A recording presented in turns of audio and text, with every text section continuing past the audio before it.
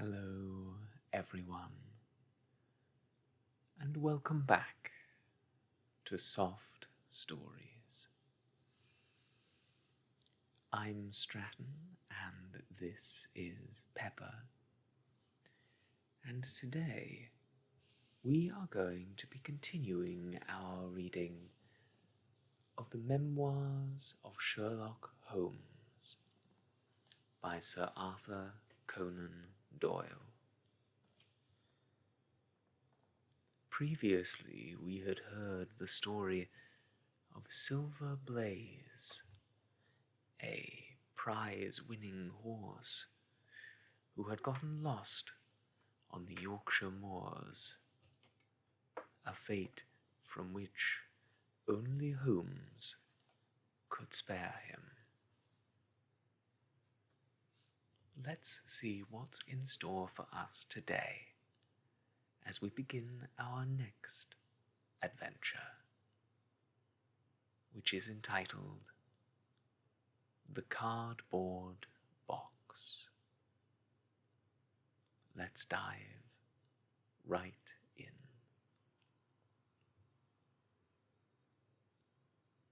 In choosing a few typical cases which illustrate the remarkable mental qualities of my friend Sherlock Holmes, I have endeavoured, so far as possible, to select those which presented the minimum of sensationalism, while offering a fair field for his talents.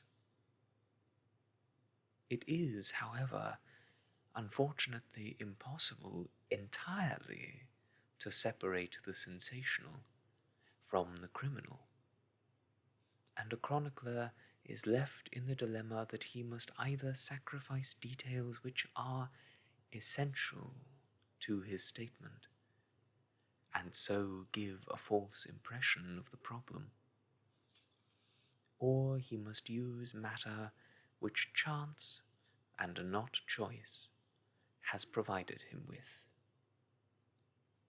With this short preface, I shall turn to my notes of what proved to be a strange, though a peculiarly terrible, chain of events.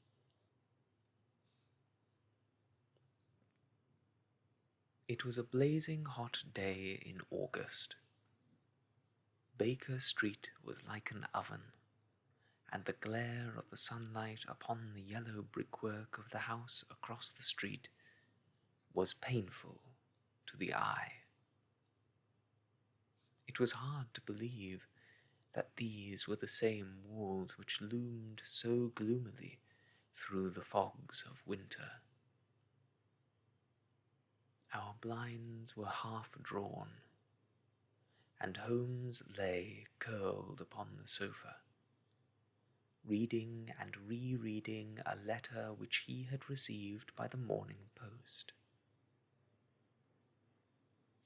For myself, my term of service in India had trained me to stand heat better than cold, and a thermometer at 90 was no hardship. But the morning paper was uninteresting. Parliament had risen, everybody was out of town, and I yearned for the glades of the New Forest, or for the shingle of Southsea. A depleted bank account had caused me to postpone my holiday, and as to my companion, neither the country nor the sea presented the slightest attraction to him. He loved to lie in the very centre of 5 millions of people, with his filaments stretching out and running through them, responsive to every little rumour or suspicion of unsolved crime. Appreciation of nature found no place among his many gifts, and his only change was when he turned his mind from the evildoer of the town to track down his brother of the country. Finding that Holmes was too absorbed for conversation, I had tossed the barren paper aside, and leaning back in my chair, I fell into a brown study. Suddenly my companion's voice broke in upon my thoughts. "You're right, Watson," said he. "It does seem a most preposterous way of settling a dispute." "Most preposterous," I exclaimed, and then, suddenly realizing how he had echoed the inmost thought of my soul, I sat up in my chair and stared at him in blank amazement. "What is this, Holmes?" I cried.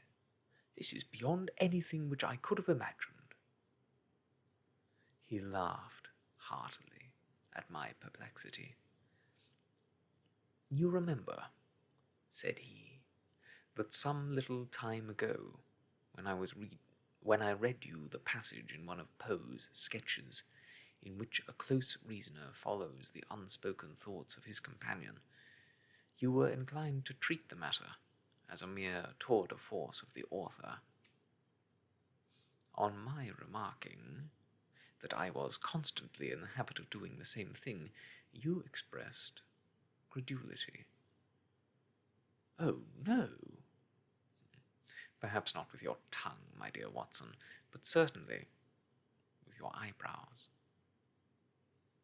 So when I saw you throw down your paper and enter upon a train of thought, I was very happy to have the opportunity of reading it off, and eventually of breaking into it as a proof that I had been in rapport with you."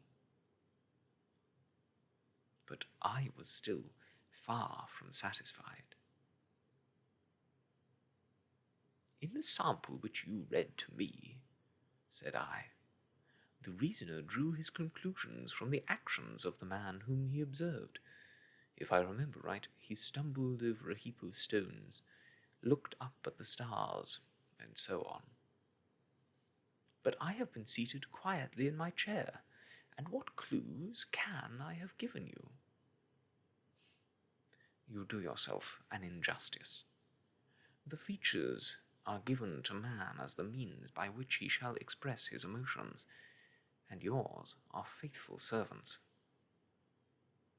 "Do you mean to say that you read my train of thoughts from my features?" "Your features, and especially your eyes. Perhaps you cannot yourself recall how your reverie commenced." "No, I cannot." "Then I will tell you. After throwing down your paper, which was the action which drew my attention to you, you sat for half a minute with a vacant expression. Then your eyes fixed themselves upon your newly framed picture of General Gordon, and I saw by the alteration in your face that a train of thought had been started. But it did not lead very far. Your eyes flashed across to the unframed portrait of Henry Ward Beecher, which stands upon the top of your books. Then you glanced up at the wall, and of course your meaning was obvious. You were thinking that if the portrait were framed, it would just cover that bare space and correspond with Gordon's picture over there." "You have followed me wonderfully," I exclaimed. So far, I could hardly have gone astray.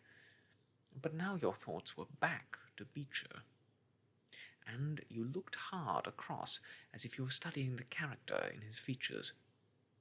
Then your eyes ceased to pucker, but you continued to look across, and your face was thoughtful. You were recalling the incidents of Beecher's career. I was well aware that you could not do this without thinking of the mission which he undertook on behalf of the North at the time of the Civil War, for I remember your expressing your passionate indignation at the way in which he was received by the more turbulent of our people. You felt so strongly about it that I knew you could not think of Beecher without thinking of that also. When a moment later I saw your eyes wander away from the picture, I suspected that your mind had now turned to the Civil War, and when I observed that your lips set, your eyes sparkled, and your hands clenched, I was positive that you were indeed thinking of the gallantry which was shown by both sides in that desperate struggle. But then again, your face grew sadder. You shook your head.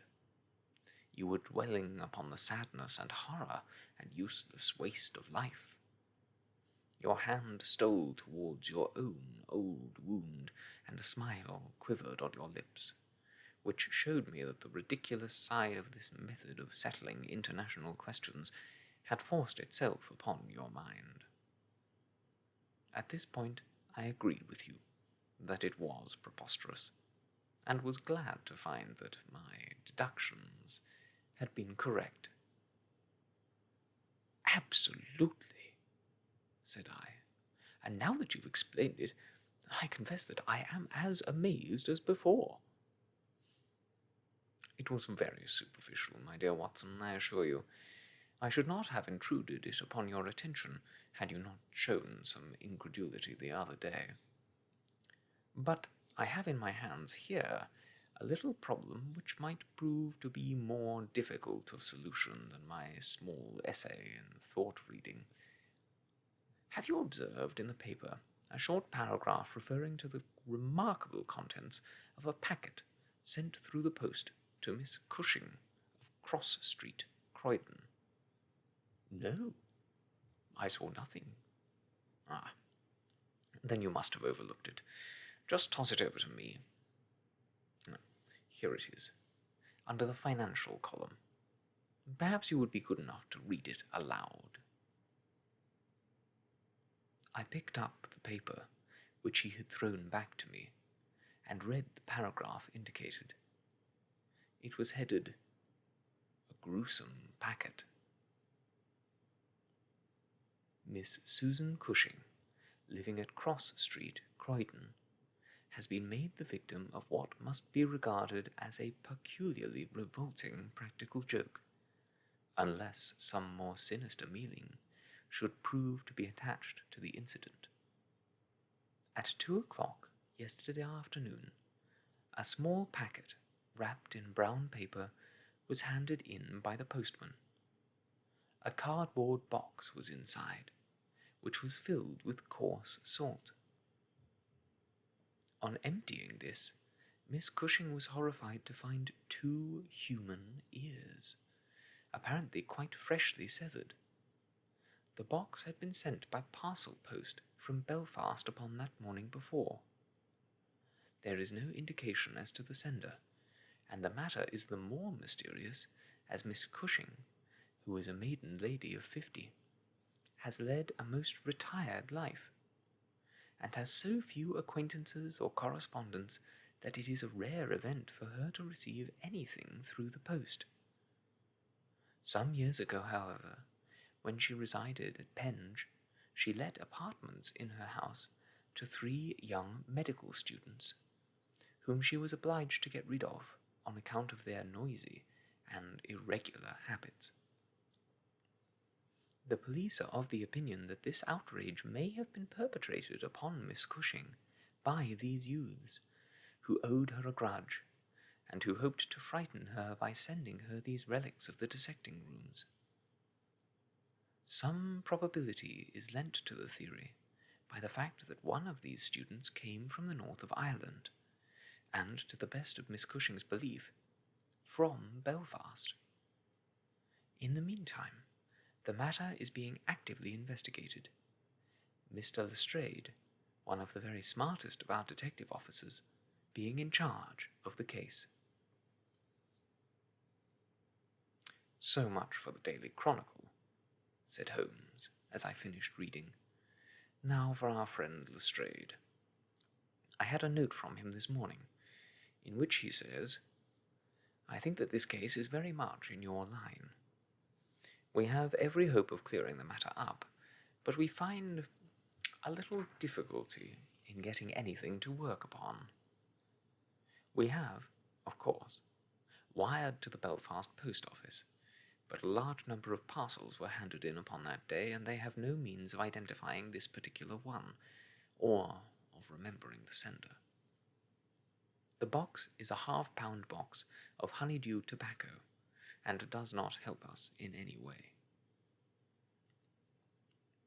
The medical student theory still appears to me to be the most feasible, but if you should have a few hours to spare, I should be very happy to see you out here.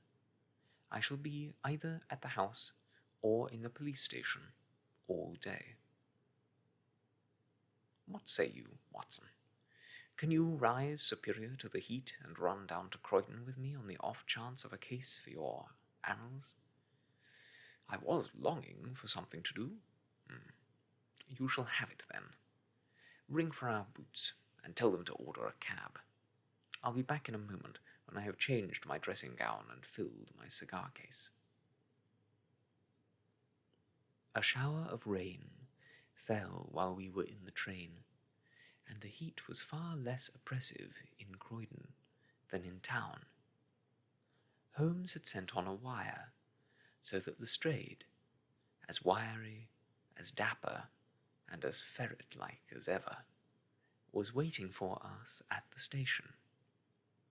A walk of 5 minutes took us to Cross Street, where Miss Cushing resided. It was a very long street of 2-story brick houses, neat and prim, with whitened stone steps and little groups of aproned women gossiping at the doors. Halfway down, Lestrade stopped and tapped at a door, which was opened by a small servant girl. Miss Cushing was sitting in the front room, into which we were ushered. She was a placid-faced woman, with large, gentle eyes, and grizzled hair curving down over her temples on each side. A worked antimacabre lay upon her lap, and a basket of coloured silks stood upon a stool beside her. "They're in the outhouse, those dreadful things," said she, as Lestrade entered. "I wish that you would take them away altogether." "So I shall, Miss Cushing. I only kept them here until my friend, Mr. Holmes, should have seen them in your presence." "Why in my presence, sir?" "In case he wished to ask any questions." "What is the use of asking me questions, when I tell you I know nothing whatever about it?" "Quite so, ma'am," said Holmes in his soothing way. "I have no doubt that you have been annoyed more than enough already over this business." "Indeed, sir, I have. I am a quiet woman, and live a retired life. It is something new for me to see my name in the papers and to find the police in my house. I won't have those things in here, Mr. Lestrade. If you wish to see them, you must go to the outhouse." It was a small shed in the narrow garden which ran behind the house. Lestrade went in and brought out a yellow cardboard box with a piece of brown paper and some string. There was a bench at the end of the path, and we all sat down while Holmes examined, one by one, the articles which Lestrade had handed him. "The string is exceptionally interesting," he remarked, holding it up to the light and sniffing at it. "What do you make of this string, Lestrade?" "It's been tarred." "Precisely. It is a piece of tarred twine. You have also, no doubt, remarked that Miss Cushing has cut the cord with a scissors, as can be seen by the double fray on each side." This is of importance. I cannot see the importance, said Lestrade. The importance lies in the fact that the knot is left intact, and that this knot is of a peculiar character. It is very neatly tied. I had already made a note to that effect, said Lestrade complacently. So much for the string, then, said Holmes, smiling. Now, for the box wrapper. Brown paper with a distinct smell of coffee. What? You did not observe it? I think there can be no doubt of it. Address printed in rather straggling characters, Miss S. Cushing, Cross Street, Croydon. Done with a broad-pointed pen, probably a J, and with very inferior ink. The word Croydon has been originally spelled with an I, which has been changed to a Y. The parcel was directed then by a man.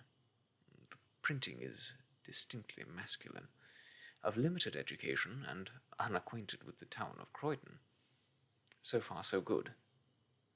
The box is a yellow half-pound honeydew box, with nothing distinctive save 2 thumb marks at the left bottom corner. It's filled with rough salt, of the quality used for preserving hides and other of the coarser commercial purposes, and embedded in it are these very singular enclosures.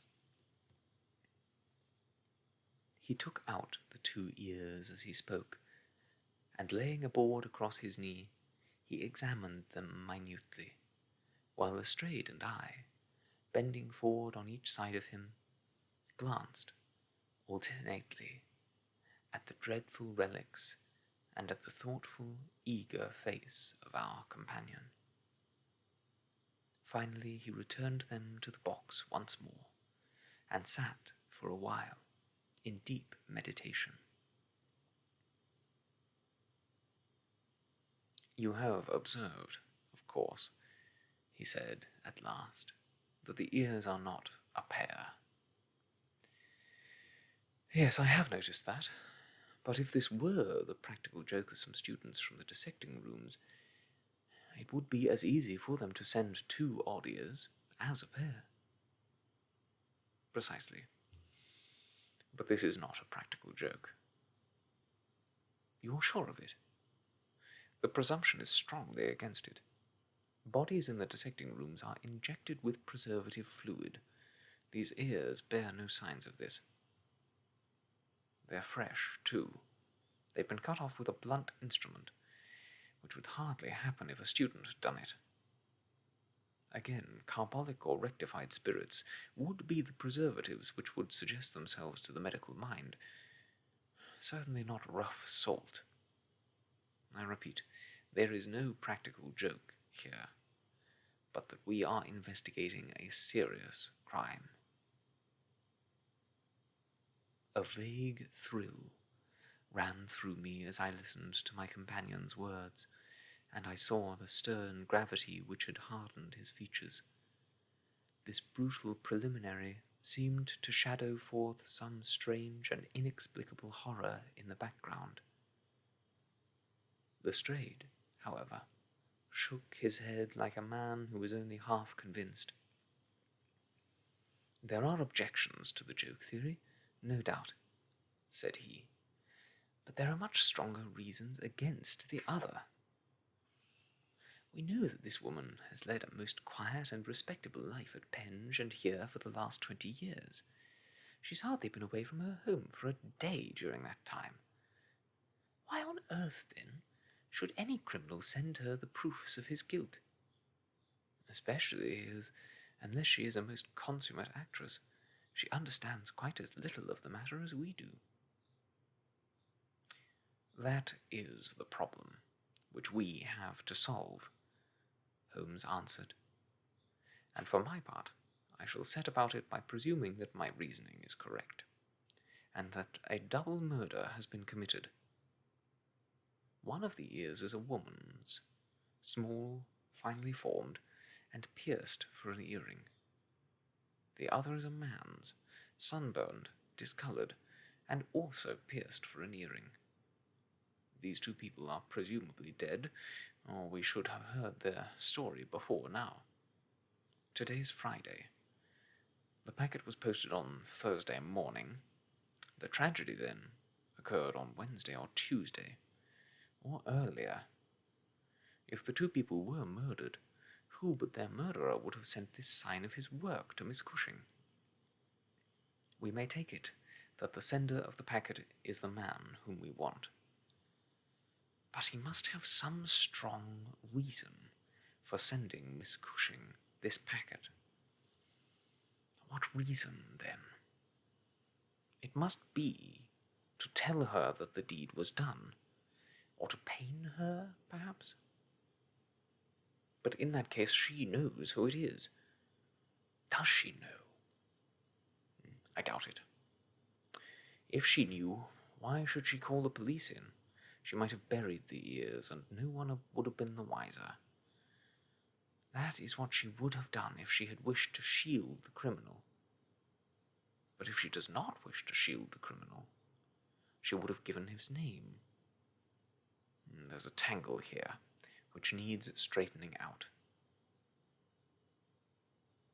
He had been talking in a high, quick voice, staring blankly up over the garden fence. But now he sprang briskly to his feet and walked towards the house. "I have a few questions to ask Miss Cushing," said he. "In that case, I may leave you," said Lestrade, "for I have another small business on hand. I think that I have nothing further to learn from Miss Cushing. You will find me at the police station." "We shall look in on our way to the train," answered Holmes. A moment later, he and I were back in the front room, where the impassive lady was still quietly working away at her antimacassar. She put it down on her lap as we entered, and looked at us with her frank, searching blue eyes. "I am convinced, sir," she said, "that this matter is a mistake, and that the parcel was never meant for me at all. I have said this several times to the gentleman from Scotland Yard, but he simply laughs at me. I have not an enemy in the world, as far as I know, so why should anyone play me such a trick?" "I am coming to be of the same opinion, Miss Cushing," said Holmes, taking a seat beside her.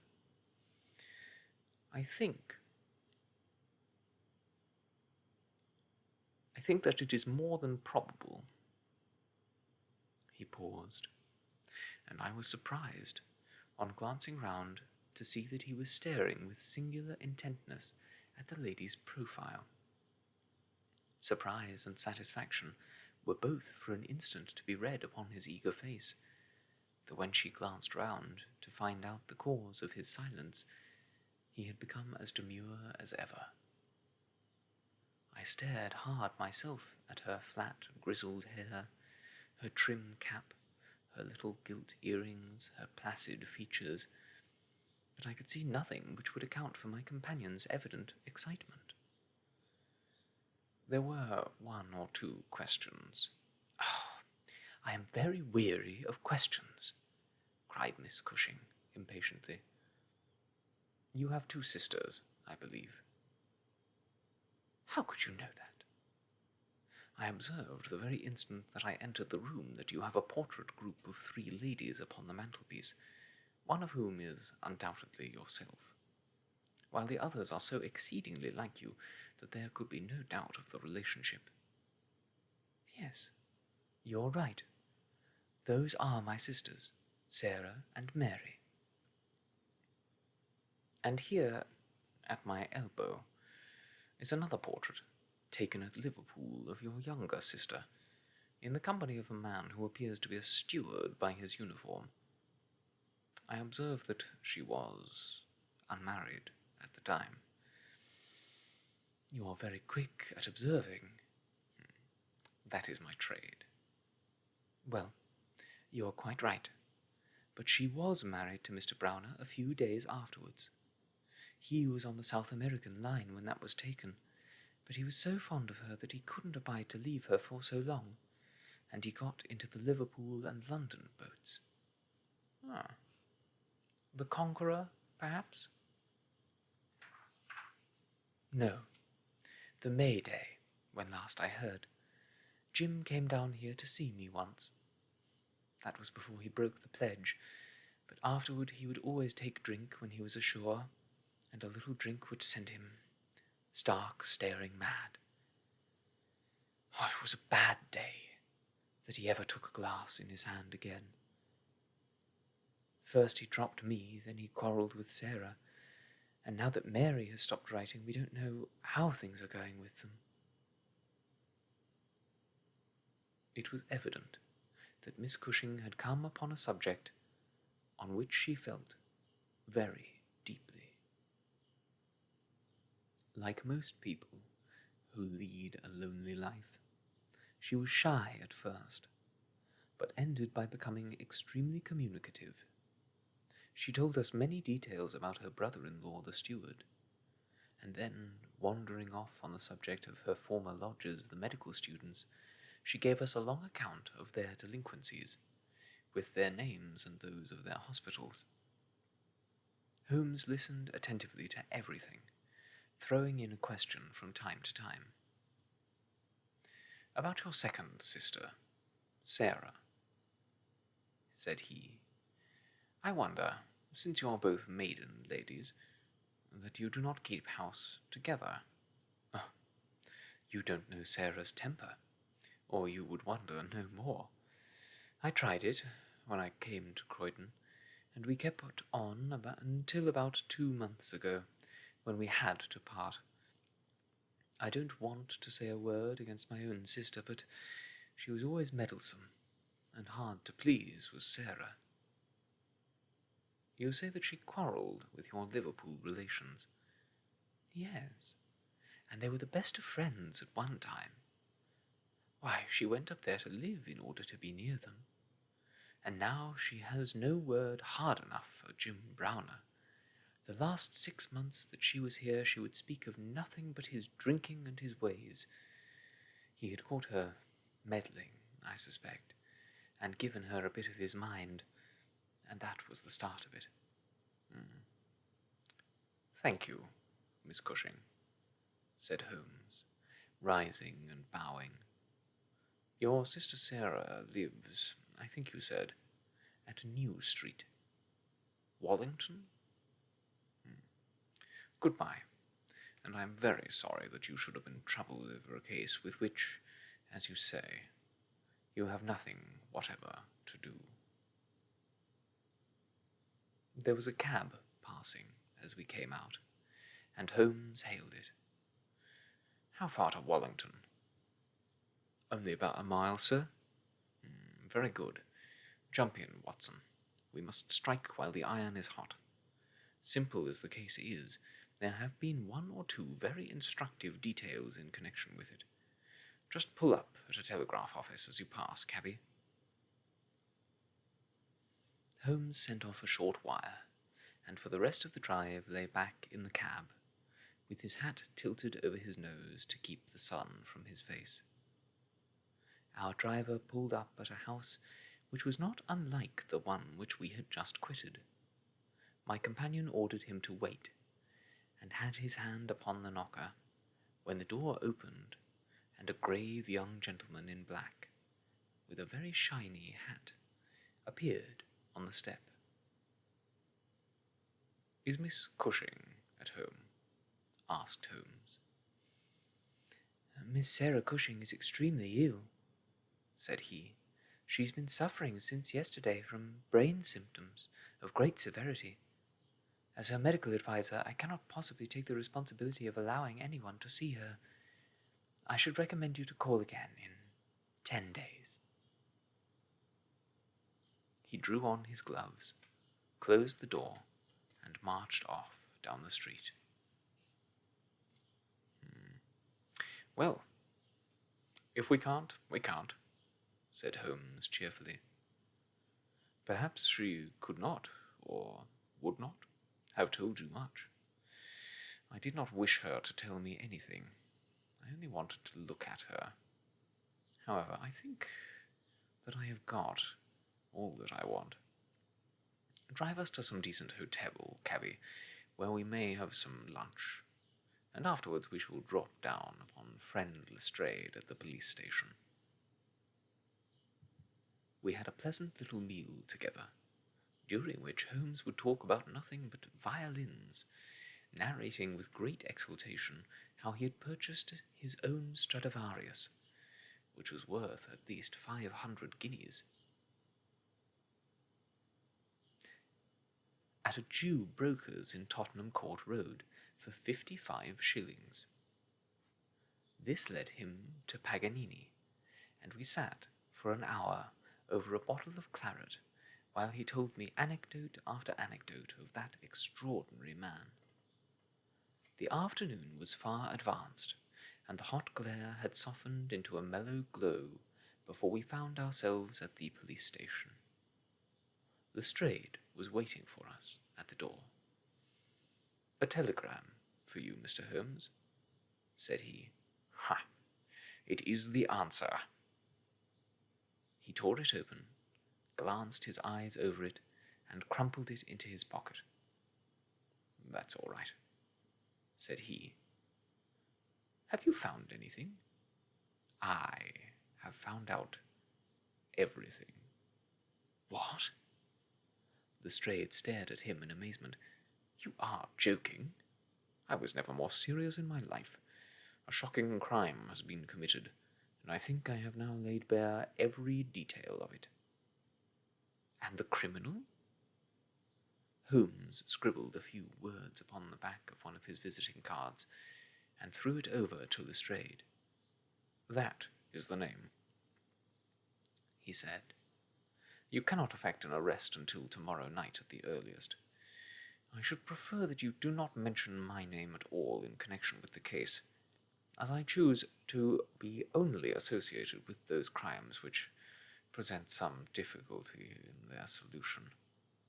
Come on, Watson." We strode off together to the station, leaving Lestrade still staring with a delighted face at the card which Holmes had thrown him. "The case," said Sherlock Holmes as we chatted over our cigars that night in our rooms at Baker Street, "is one where, as in the investigations which you have chronicled under the names of the Study in Scarlet and the Sign of the Four, we have been compelled to reason backward from effects to causes. I have written to Lestrade, asking him to supply us with the details which are now wanting, which he will only get after he has secured his man. That he may be safely trusted to do, for although he is absolutely devoid of reason, he is as tenacious as a bulldog when once he understands what he has to do. And indeed, it is just this tenacity which has brought him to the top at Scotland Yard." "Your case is not complete, then?" I asked. "It's fairly complete in essentials. We know who the author of the revolting business is, although one of the victims still escapes us. Of course, you have formed your own conclusions." "I presume that this Jim Browner, the steward of a Liverpool boat, is the man whom you suspect." "Oh, it's more than a suspicion. And yet I cannot see anything, save very vague indications." "On the contrary, to my mind nothing could be more clear. Let me run over the principal steps. We approached the case, you remember, with an absolutely blank mind, which is always an advantage. We had formed no theories. We were simply there to observe and to draw inferences from our observations. What did we see first? A very placid and respectable lady, who seemed quite innocent of any secret, and a portrait which showed me that she had 2 younger sisters. It instantly flashed across my mind that the box might have been meant for one of these. I set the idea aside as one which could be disproved or confirmed at our leisure. Then we went to the garden, as you remember, and we saw the very singular contents of the little yellow box.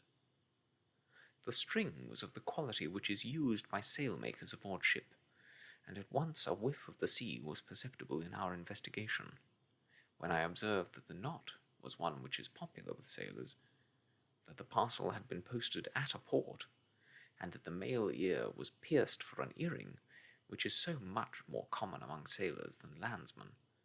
I was quite certain that all the actors in the tragedy were to be found among our seafaring classes.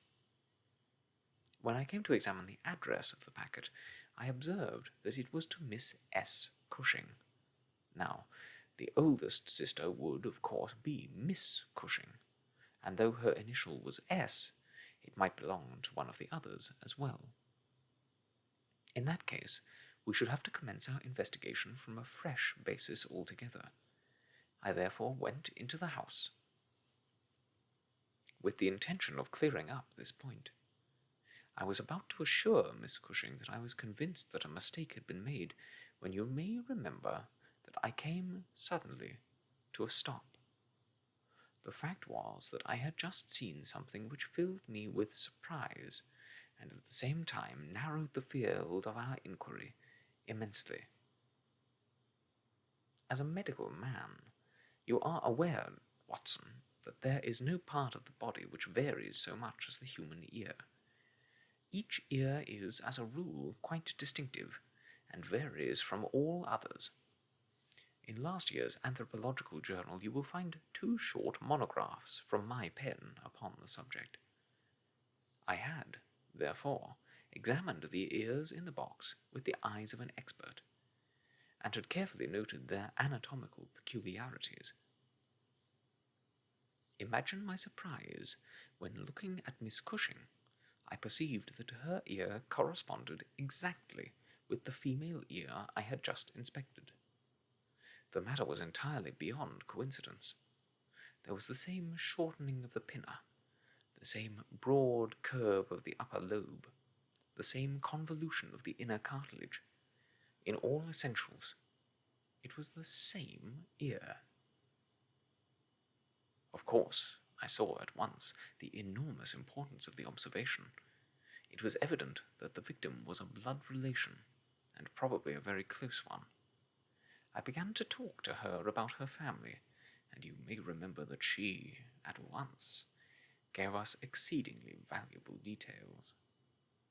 In the first place, her sister's name was Sarah, and her address had, until recently, been the same, so that it was quite obvious how the mistake had occurred and for whom the package was meant.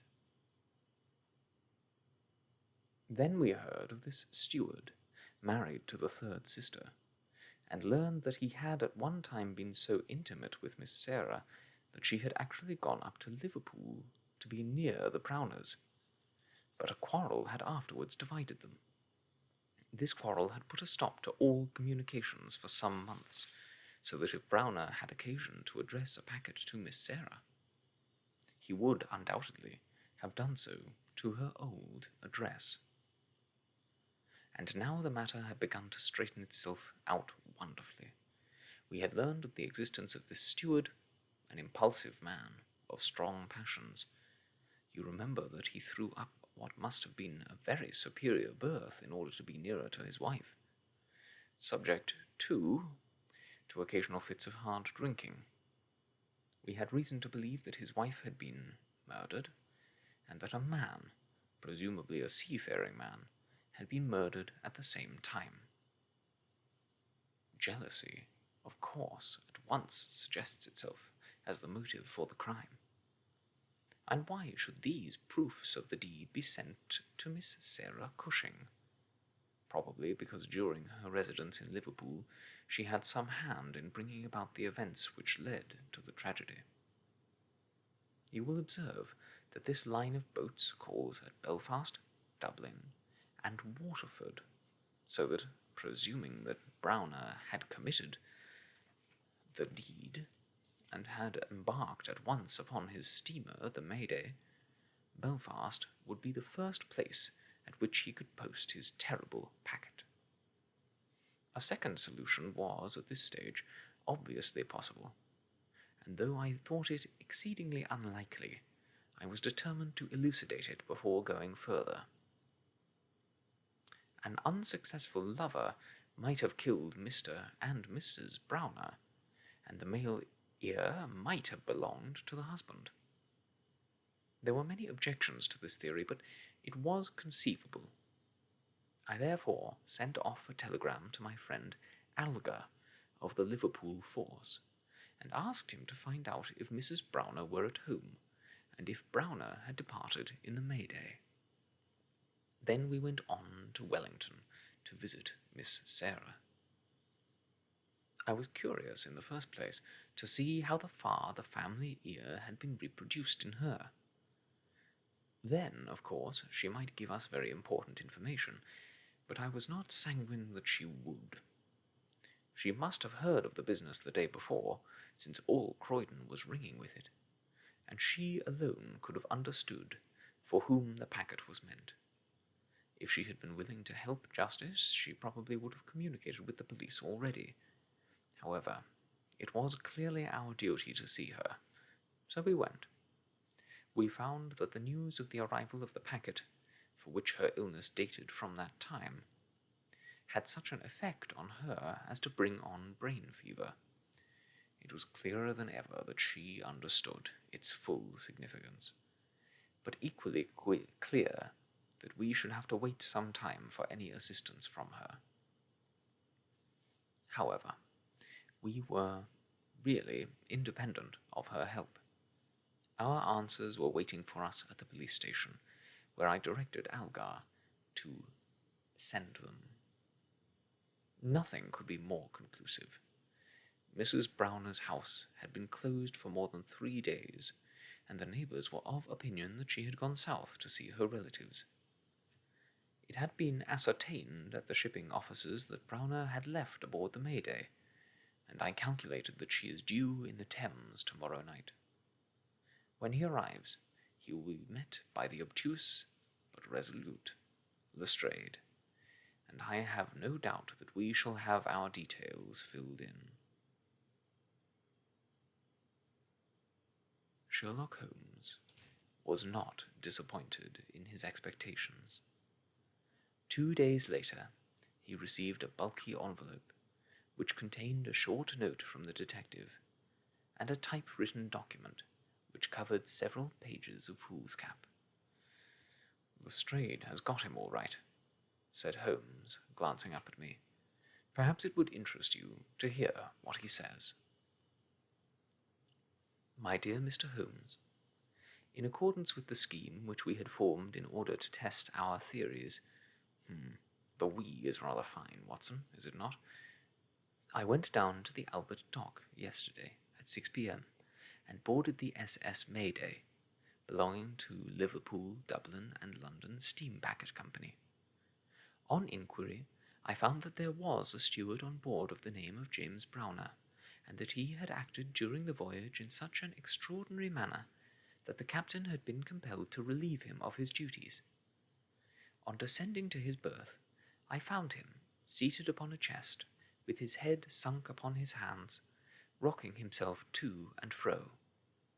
He is a big, powerful chap, clean-shaven and very swarthy, something like Aldrich, who helped us in the bogus laundry affair.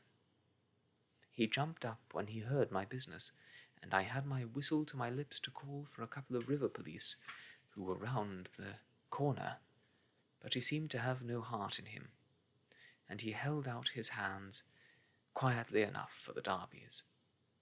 We brought him along to the cells, and his box as well, for we thought there might be something incriminating, but bar a big sharp knife such as most sailors have, we got nothing for our trouble. However, we find that we shall want no more evidence, for on being brought before the inspector of the station, he asked leave to make a statement, which was, of course, taken down, just as he made it, by our shorthand man. We had 3 copies typewritten, one of which I enclose. The affair proves, as I always thought it would, to be an extremely simple one, but I am obliged to you for assisting me in my investigation.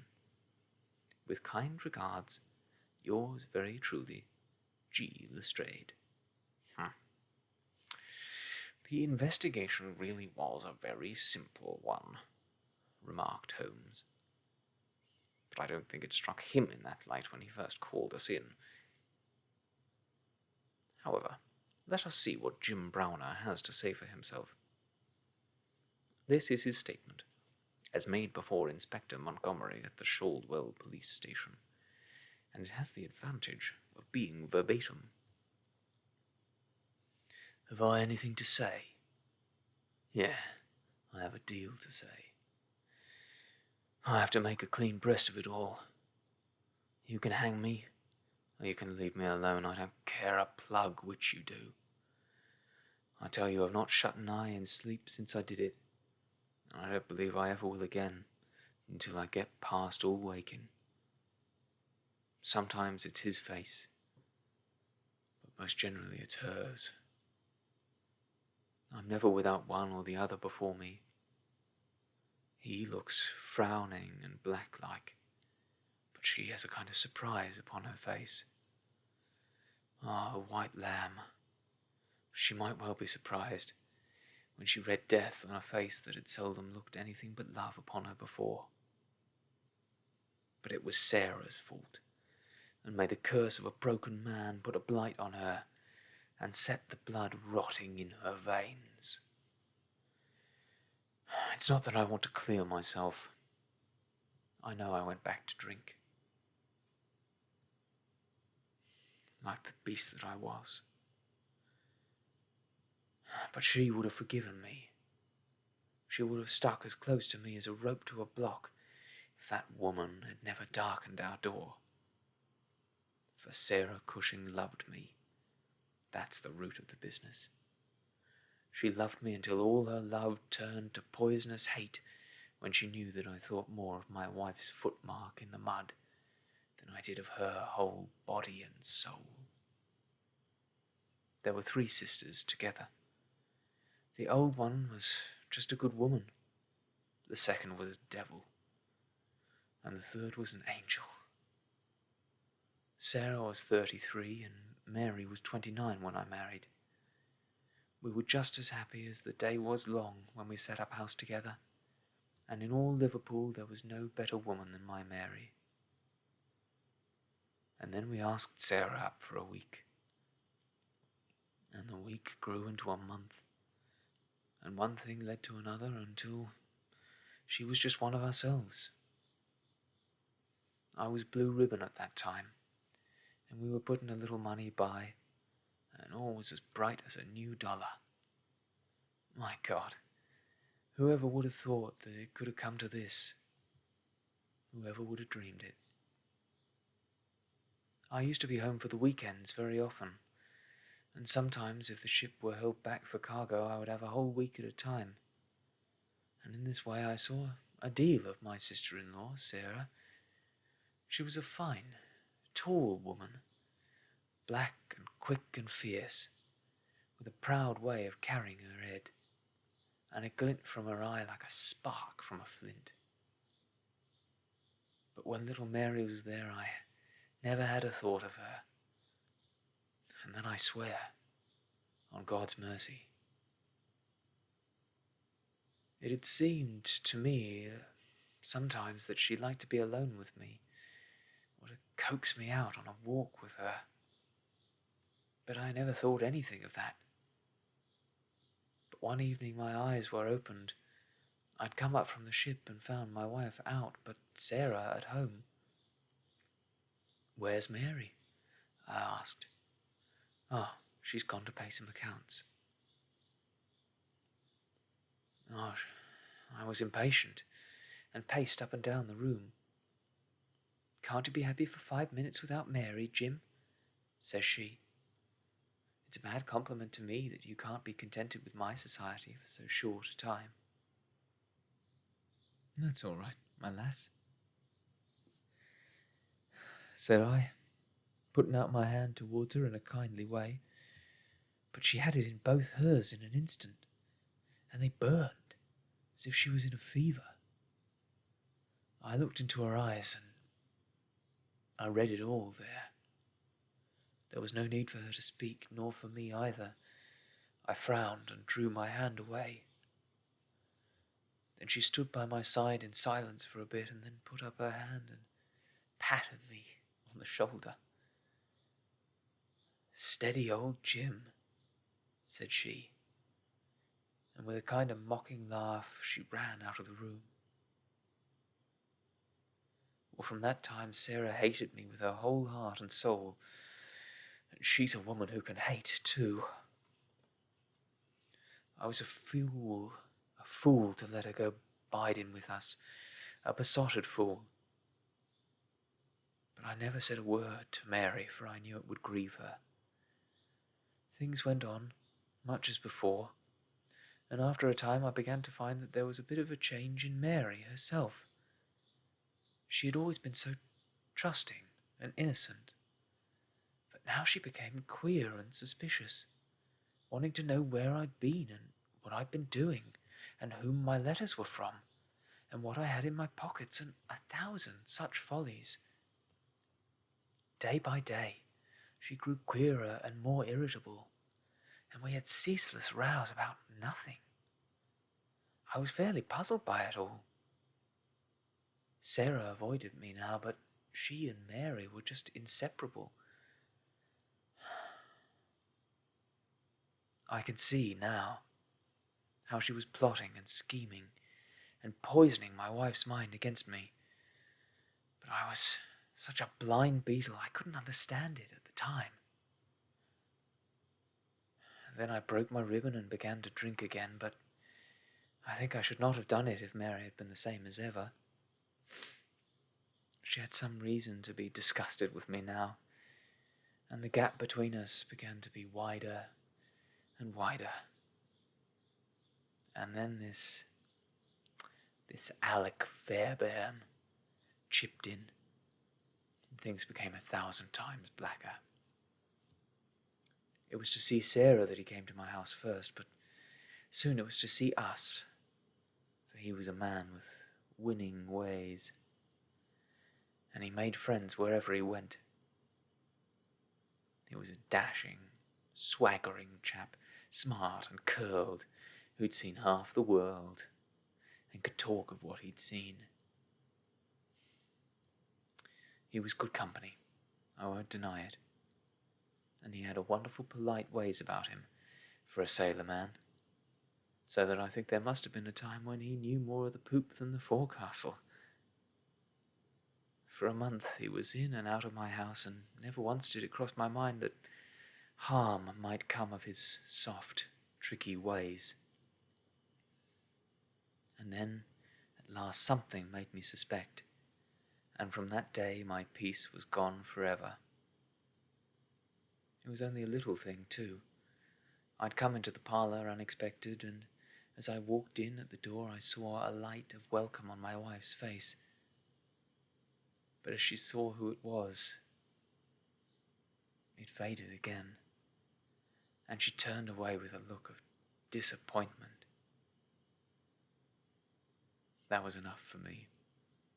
There was no one but Alec Fairbairn, whose step she could have mistaken for mine. If I could have seen him then, I should have killed him, for I've always been like a madman when my temper gets loose. Mary saw the devil's light in my eyes, and she ran forward with her hands on my sleeve. "Don't, Jim, don't," says she. "Where's Sarah?" I asked. "In the kitchen," says she. "Sarah," says I as I went in, "this man Fairbairn is never to darken my door again." "Why not?" says she. "Because I order it." "Oh," says she. If my friends are not good enough for this house, then I am not good enough for it either. You can do what you like, says I, but if Fairbairn shows his face here again, I'll send you one of his ears for a keepsake. She was frightened by my face, I think, for she never answered a word, and the same evening she left my house. Well, I don't know if it was pure devilry on the part of this woman, or whether she thought that she could turn me against my wife by encouraging her to misbehave. Anyway, she took a house just 2 streets off and let lodgings to sailors. Fairbairn used to stay there, and Mary would go round to have tea with her sister and him. How often she went, I don't know, but I followed her one day, and as I broke in at the door, Fairbairn got away over the back garden wall like the cowardly skunk that he was. I swore to my wife that I would kill her if I found her in his company again, and I led her back with me, sobbing and trembling and as white as a piece of paper. There was no trace of love between us any longer. I could see that she hated and feared me, and when the thought of it drove me to drink, then she despised me as well. Well, Sarah found that she could not make a living in Liverpool, so she went back, as I understand, to live with her sister in Croydon, and things jogged on much the same as ever at home. And then came this last week, and all the misery and ruin. It was this way. We'd gone on the Mayday for a round voyage of 7 days, but a hogshead got loose and started one of our plates, so that we had to put back into port for 12 hours. I left the ship and came home, thinking what a surprise it would be for my wife, and hoping that maybe she'd be glad to see me so soon. The thought was in my head as I turned into my own street, and at that moment a cab passed me, and there she was, sitting by the side of Fairbairn, the two chatting and laughing, with never a thought for me, as I stood watching them in the footpath. I tell you, and I give you my word for it, that from that moment I was not my own master. And it's all like a dim dream when I look back on it. I had been drinking hard of late, and the two things together fairly turned my brain. There's something throbbing in my head now like a docker's hammer. But that morning, I seemed to have all Niagara whizzing and buzzing in my ears. Well, I took to my heels and I ran after that cab. I had a heavy oak stick in my hand, and I tell you I saw red from the first, but as I ran I got cunning too, and I hung back a little to see them without being seen. They pulled up soon at the railway station. There was a good crowd round the booking office, so I got quite close to them without being seen. They took tickets for New Brighton. So did I, but I got in 3 carriages behind them. When we reached it, they walked along the parade, and I was never more than 100 yards from them.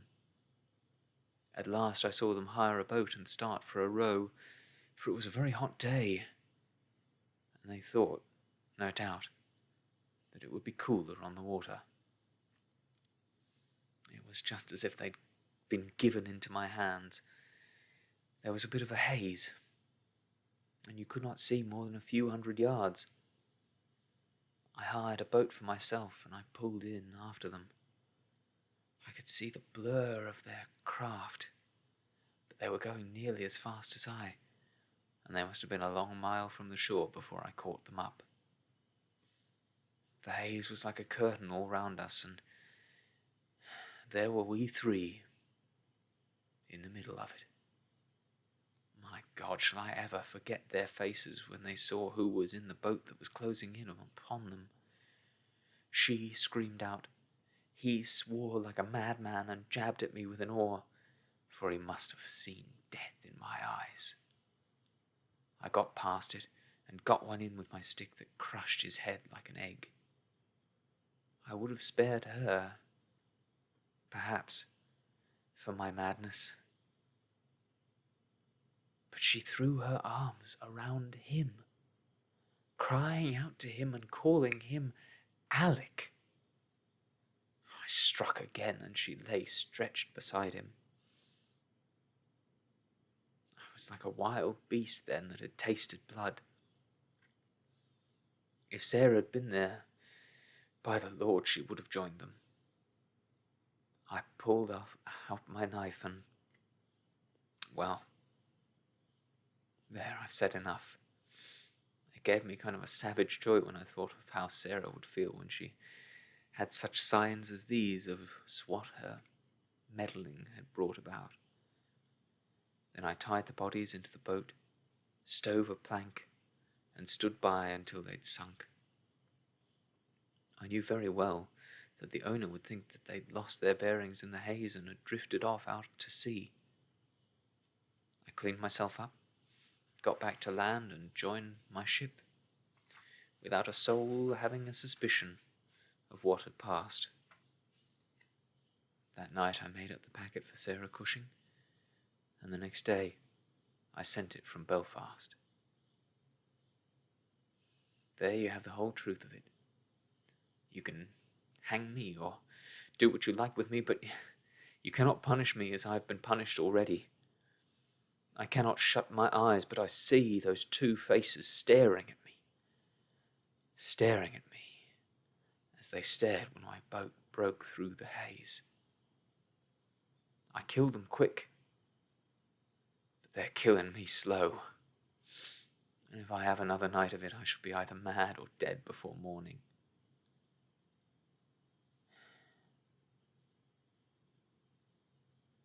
You won't put me into a cell alone, will you, sir? For pity's sake, don't. And may you be treated in your day of agony as you treat me now.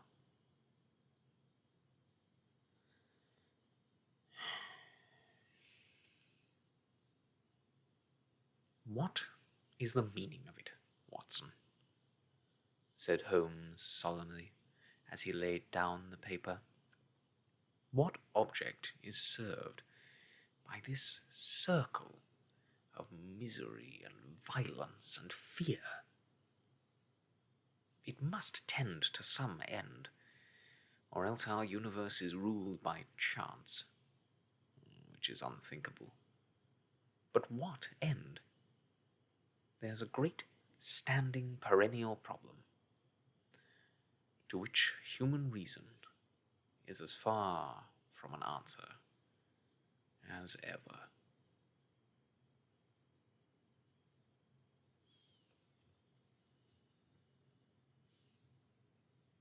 And that, my friends, is the end of the cardboard box. A tragic tale, but one well written. Thank you all so much for joining me today on Soft Stories. I look forward to seeing you again soon.